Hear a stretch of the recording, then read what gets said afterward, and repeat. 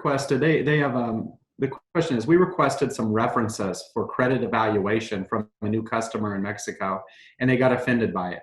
Is this not customary there when requesting credit from vendors?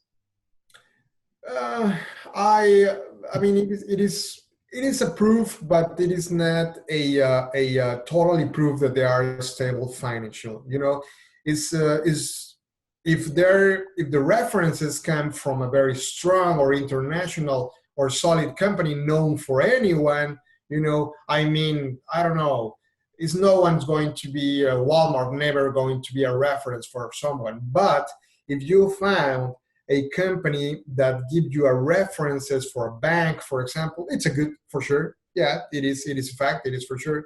It's a good references.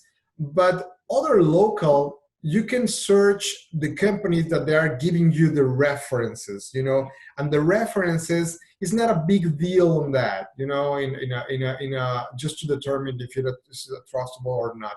It Yeah, tells. I think the question is more geared towards culturally.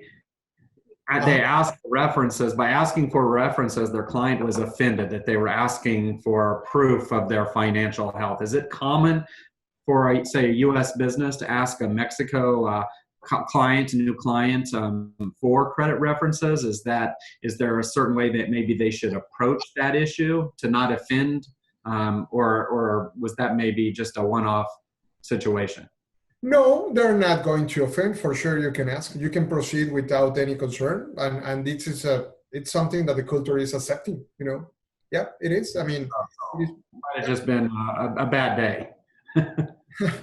yeah, no. It's. I mean, you can. I mean, as a U.S. company, you can say, send me some references for your financial. Yes, and the culture, the company is not going to take in a bad way.